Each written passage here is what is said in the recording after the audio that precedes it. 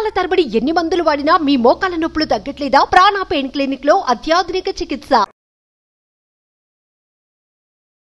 నమస్తే, welcome to Suman TV. నేను మీ విష్ణు. ప్రస్తుతంతో పాటు certified financial planner Ram Prasad గారు ఉన్నారు. సో వారితో మాట్లాడదాం.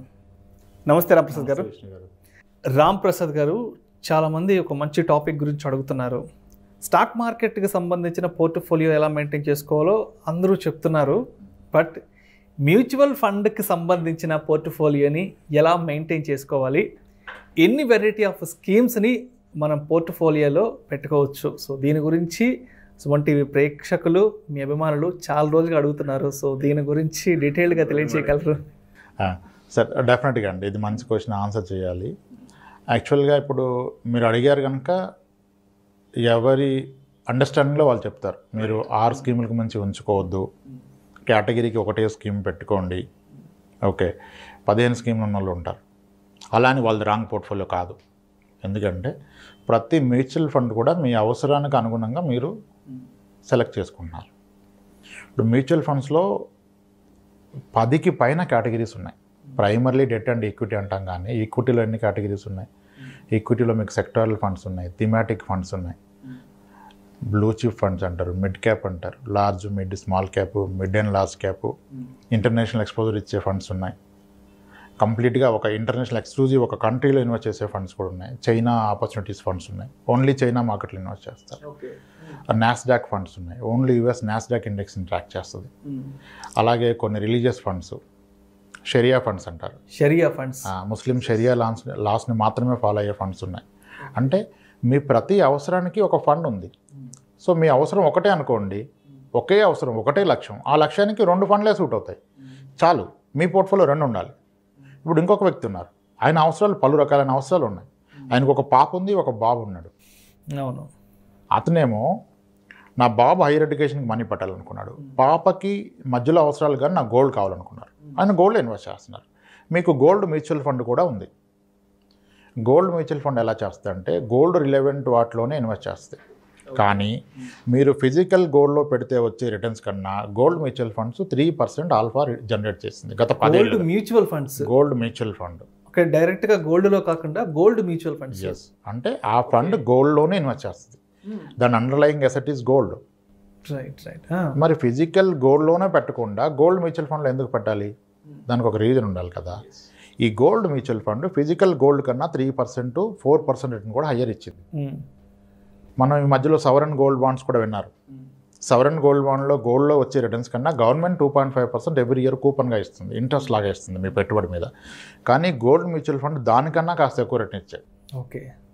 ఈ అవగాహన ఉన్నవాళ్ళు పాప గురించి గోల్డ్ కొనేటప్పుడు, ఎందుకంటే గోల్డ్ ఎలాగో ప్రతిరోజు అవసరం ఉండదు పాపకి, ఆ ఈవెంట్కి అవసరం కాదు, అకేషనల్గాను లేదా ఒక ఈవెంట్ కానీ ప్లాన్ చేస్తారు కదా, మ్యారేజ్కి ఇన్ని తులాస్ కావాలి అన్నప్పుడు ఈ రోజు నుంచి గోల్డ్ కొనుక్కుంటే గోల్డ్ అలాగే ఉంటుంది. మీరు కొన్న 10 గ్రాములు 10 గ్రాములానే ఉంటుంది. కానీ ఈ రోజు కొనే 10 గ్రాముల అమౌంట్ కనుక మీరు మ్యూచువల్ ఫండ్ ఇన్వెస్ట్ చేసి 20 ఇయర్స్ తర్వాత తీస్తే ఈ 10 గ్రాముల ప్లేస్లో మీరు 40 గ్రాములు కొనుక్కోగలుగుతారు. ఓకే. మీరు గోల్డ్ని ఫిజికల్గా కొని పెట్టుకోవడం కంటే కూడా ఈ గోల్డ్ మ్యూచువల్ ఫండ్స్లో కొనుక్కోవడం వల్ల రిటర్న్స్ అనేవి హై ఉంటాయి అంటారు లాంగ్ టెన్యూర్లో. అప్పుడు మీ అవసరానికి దీన్ని గోల్డ్గా కన్వర్ట్ చేస్తే మీ 10 గ్రాములు కొనుక్కున్న డబ్బులు కనుక గోల్డ్ మ్యూచువల్ ఫండ్లో పెట్టి ఒక 15 ఏళ్ళు ఆగినట్లయితే మీరు ప్రాబబ్లీ 25 to 30 గ్రామ్స్ కొనగలుగుతారు.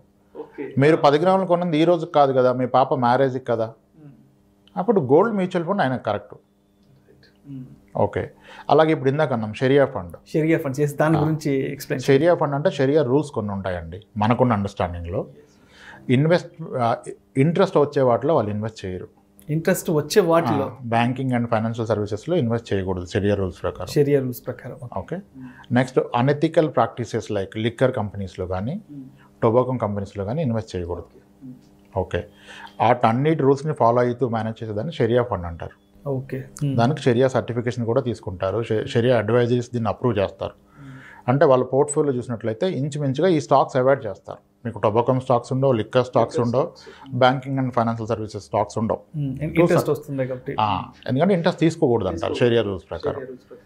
అలా ఇండస్ట్రీలో హార్డ్లీ ఒక 2 ఫండ్స్ ఉన్నాయి. దాంట్లో షరియా సర్టిఫికేషన్ తీసుకుంది ఒకటే ఫండ్ ఉంది, that is Tata ethical fund. అది కూడా డైవర్సిఫైడ్ ఈక్విటీ రిటర్న్స్ ఆల్మోస్ట్ ఇస్తుంది. సో ఇప్పుడు ఒక రిలీజియస్గా వాళ్ళు నీ రిక్వైర్మెంట్ అది అనుకోండి, ఆయనకి షరియా ఫండ్ ఇవ్వాలి. ఇప్పుడు షరియా ఫండ్ అందరు తీసుకోరు కదా, గోల్డ్ ఫండ్ అందరు తీసుకోరు కదా. ఇప్పుడు ఒక ఐటీ వ్యక్తి ఉన్నారు, ఆయన ఈజ్ ఫీలింగ్ యూఎస్ నాస్డాక్ చాలా బాగా చేస్తుంది అంటారు. నాస్డాక్ కంపెనీ చాలా బాగా చేస్తున్నాయి అంటే ఇండియన్ కంపెనీస్ ఏం చేయట్లేదు. ఆయనకి నాస్డాక్ ఫండ్స్ ఉన్నాయి. మ్యూచువల్ ఫండ్ ద్వారా మీరు యూఎస్ మార్కెట్లో ఇన్వెస్ట్ చేయొచ్చు. ఇప్పుడు అందరు చైనా గురించి ఏం మాట్లాడినా China market Hess done very well. Covid టైంలో చైనా మార్కెట్ ప్రపంచంలో అన్నిటికంటే హైయెస్ట్ రిటర్న్స్ ఇచ్చింది. ఓకే. సో మరి ఆ రిటర్న్స్ ఎలా క్యాప్చర్ చేస్తారు మీరు? చైనా ఫండ్స్ ఉన్నాయి. Edelweiss greater China opportunity fund అని ఒక ఫండ్ ఉంది. సో డైరెక్ట్గా మీ ఇన్వెస్ట్మెంట్ చైనా మార్కెట్లోకి వెళ్తుంది. మీ రిటర్న్స్ అన్నీ ఐఎన్ఆర్లో మీకు వచ్చేస్తాయి. యూఎస్ మార్కెట్ ఫండ్స్ ఉన్నాయి. ఇలా పలు రకాలైన కేటగిరీస్ ఉన్నాయి. థీమాటిక్ ఫండ్స్ ఉంటాయి. ఇప్పుడు కోవిడ్ టైంలో అందరికీ ఒక విషయం అర్థమైంది, అత్యంత లాభాలు వస్తుంది ఎవరికి కోవిడ్ టైంలో? ఫార్మా కంపెనీస్, సెక్టర్, ఎఫ్ఎంసీజీ, ఫార్మాకి, ప్రైమర్లీ ఫార్మా. మనకి ఫార్మా ఫండ్స్ ఉన్నాయి. ఓకే, చాలా ఉన్నాయి. ఆల్మోస్ట్ 6-7 ఫార్మా ఫండ్స్ ఉన్నాయి. Okay. Health care and pharma funds అని. అవి కోవిడ్కి ముందు 5 ఇయర్స్లో వచ్చిన రిటర్న్ 3%, 4%. 5 ఇయర్స్ ఇన్వెస్ట్ చేస్తే ఇయర్లీ యావరేజ్గా వచ్చింది.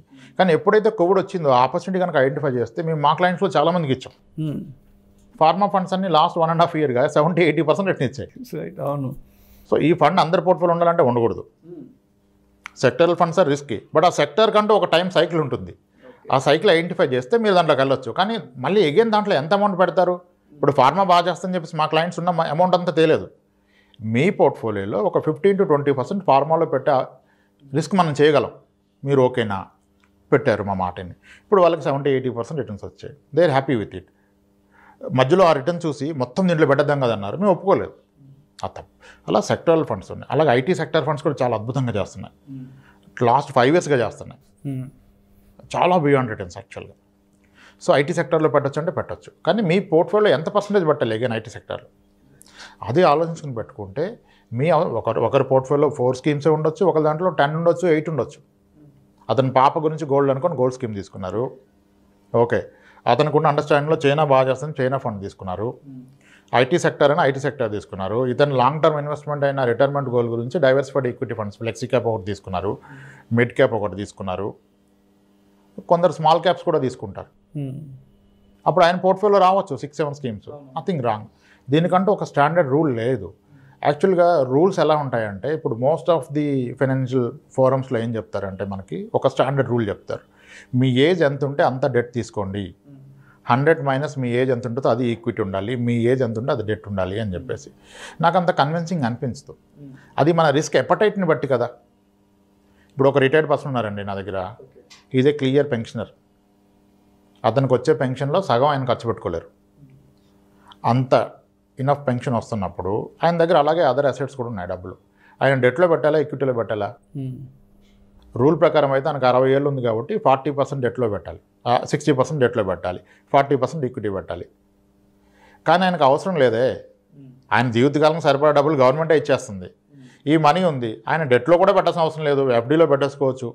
కానీ ఆయన ఆబ్జెక్టివ్ ఏంటి? ఆయనకు ఒక మనో ఆనందం ఏంటి? నేను నా డబ్బులు ఇంకా పెంచి నా పిల్లలకి ఇవ్వాలి. ఆ పెంచే క్రమంలో ఆయన రిస్క్ తీసుకుని రెడీ ఉన్నారు. ఓకే, అప్పుడు ప్రాబబ్లీ ఆయన ఈక్విటీలో పెట్టుకోవచ్చు, అది ఆయన కాల్. సో ఈ ఫండ్ వీళ్ళకి సెట్ అవుద్దని లేదు. అవసరాన్ని బట్టి ఫండ్స్లో ఇంకా చాలా వెరైటీస్ ఉన్నాయి. మీరు సెక్టర్స్కి వెళ్తే అన్ని సెక్టర్స్ ఉన్నాయి, ఆల్ సెక్టర్స్ ఎక్స్క్లూజివ్. యాక్చువల్గా ఇప్పుడు మనకి నిఫ్టీ, బీస్, ఇండెక్స్ ఫండ్స్, ఈటీఎఫ్స్ అన్నారు కదా, వీటికంటే ముందే ఇవి ఉన్నాయి ఈ సెక్టరల్ ఫండ్స్. వాటిలో పెట్టి డబ్బులు చేసుకుని ఉన్నారు. కానీ ఒకటి మాత్రం నిజం, మీకు సెక్టరల్ ఫండ్స్ కన్నా, హైబ్రిడ్ ఫండ్స్ కన్నా, డెట్ ఫండ్స్ కన్నా ఈ pure equity funds, diversified equity ఫండ్సే లాంగ్ రన్లో ఎక్కువ రిటర్న్స్ ఇస్తాయి. మాతే అది అర్థం కావడానికి టైం పడుతుంది కనుక ఫస్ట్ టైం వచ్చిన ఇన్వెస్టర్ డెట్లో కాస్త పెట్టుకుంటారు, హైబ్రిడ్ ఫండ్లో పెడతారు, గోల్డ్ ఫండ్లో పెడతారు. ఇప్పుడు మా దగ్గర గోల్డ్ ఫండ్లో చేసిన ఇన్వెస్టర్స్ ఫస్ట్ వాళ్ళ ఆబ్జెక్టివ్ గోల్డ్ చెప్పాము, నచ్చింది. 3-4 ఇయర్స్ అయ్యాక they are not happy with gold. ఎందుకంటే సార్ ఈక్విటీ ఫండ్ ఏమో మనకి 17-18 ఇచ్చేస్తుంది, ఇది 9 ఇస్తుంది కదా అంటే, మేడం గోల్డ్ 5 ఇచ్చింది కదా, నేను చెప్పి 9 వచ్చేసింది, పర్ఫెక్ట్ 9 వచ్చింది. కానీ ఎందుకు సార్ మనం ఈక్విటీలో పెట్టి ఆ ఈక్విటీ మనీతో గోల్డ్ కొనుక్కోవచ్చు కదా. మీరు అన్నదాని ప్రకారం నేను 10 గ్రాములు కొనేది పెడితే నాకు 20 గ్రాములు వస్తుంది అన్నారు. అదే నేను ఈ 10 గ్రాములు కొనే డబ్బులు గోల్డ్ ఫండ్లో కాకుండా ఈక్విటీ ఫండ్లో పెడితే నాకు 60 గ్రాములు వస్తుంది కదా సార్ 20 ఇయర్స్ ఆగి మా పాప పెళ్ళికి. ఆ నాలెడ్జ్ అండ్ కాన్ఫిడెన్స్ వాళ్ళకి వచ్చినప్పుడు మనం చేంజ్ చేయొచ్చు. Okay, right. ఇలా నెంబర్ ఆఫ్ స్కీమ్స్ ఇన్ని ఉండాలని అంటూ స్టాండర్డ్ రూల్ లేదండి. మన అవసరాలకి అనుగుణంగా మన ఆబ్జెక్టివ్ ఆఫ్ ఇన్వెస్ట్మెంట్ని బట్టి దానికి మ్యాచ్ అయ్యే స్కీమ్ తీసుకోవాలి, అంతే అండి. దీనికంటూ ఒక ఫిక్స్డ్ రూల్ అంటూ లేదండి నెంబర్ ఆఫ్ స్కీమ్స్ మీద. సో పోర్ట్ఫోలియోలో డైవర్సిఫికేషన్ అనేది మన అవసరాలకు అనుగుణంగా మన లక్ష్యాలకు అనుగుణంగా పెట్టుకుంటే బాగుంటుందండి. అవునండి, తప్పకుండా అలానే పెట్టుకోవాలండి. Thank you so much Ramprasad గారు. మ్యూచువల్ ఫండ్ ఇన్వెస్ట్మెంట్స్తో ఫైనాన్షియల్ ప్లానింగ్ అనేది ఎలా చేసుకోవాలనే విషయం గురించి చాలా డీటెయిల్గా చెప్పారు sir. Thank you so much sir. Thanks అండి.